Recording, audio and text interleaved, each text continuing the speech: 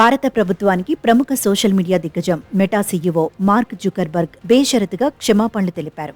ప్రధాని నరేంద్ర మోదీ వీడియో తొలగింపుతో పాటు తమ ప్లాట్ఫామ్లపై వ్యాపిస్తున్న deep fakes, child sexual abuse material, ఇతర అభ్యంతరకర కంటెంట్పై ఆయన తీవ్ర విచారం వ్యక్తం చేశారు.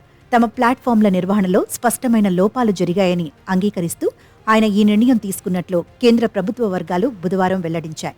ప్రధాని మోదీకి చెందిన ఓ ఫేస్బుక్ పోస్ట్ను ఇటీవలి కొద్దిసేపు తొలగించడం తీవ్ర కలకలం రేపడమే కాక పార్లమెంటరీ కమిటీ ఆగ్రహానికి కారణమైంది. ఈ వివాదంపై స్పష్టత ఇచ్చేందుకు మెటా ఉన్నత స్థాయి ప్రతినిధి బృందం ఢిల్లీలోని ఐటీ కార్యదర్శి ఎస్ కృష్ణన్తో అత్యవసరంగా సమావేశమైంది. ఈ సందర్భంగా భారత ప్రభుత్వం లేవనెత్తిన ఆందోళనలను మెటా ప్రతినిధులు సంపూర్ణంగా అంగీకరిస్తూ జుకర్బర్గ్ పంపిన క్షమాపణ లేఖను అధికారులకు అందించారు.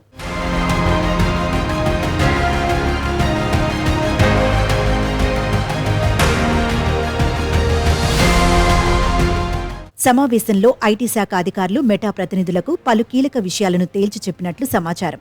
వినియోగదారులకు ఏ కంటెంట్ చేరాలనేది ప్లాట్ఫామ్లే ఎంపిక చేసి పంపిణీ చేస్తున్నప్పుడు వాటిని కేవలం మధ్యవర్తులుగా పరిగణించలేమని స్పష్టం చేశారు. ఈ రకమైన వ్యూహాత్మక పంపిణీ వ్యవస్థ ఉన్నప్పుడు ఐటీ చట్టం కింద దక్కే సేఫ్ హార్బర్ రక్షణ ఎంతమాత్రం వర్తించదని అధికారులు హెచ్చరించారు. అంతేకాకుండా కొన్ని రకాల కంటెంట్ను కావాలని ప్రచారం చేసేందుకు భారీ మొత్తంలో నిధులు చెల్లించినట్లు మెటా ప్రతినిధులు ఈ భేటీలో ఒప్పుకున్నట్లు తెలుస్తోంది. ప్లాట్ఫామ్ వేదికగా జరిగిన ఈ పొరపాట్లకు సంస్థ తరపున ప్రతినిధులు పూర్తిస్థాయి విచారాన్ని వ్యక్తం చేశారు.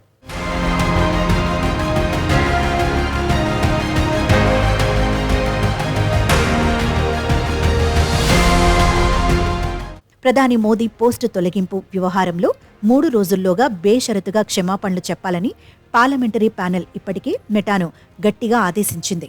నిర్ణీత గడువులోగా స్పందించకుంటే చట్టపరమైన సేఫ్ హార్బర్ రక్షణను పూర్తిగా ఉపసంహరించుకుంటామని ఐటీ మంత్రిత్వ శాఖ స్పష్టమైన హెచ్చరికలు జారీ చేసింది.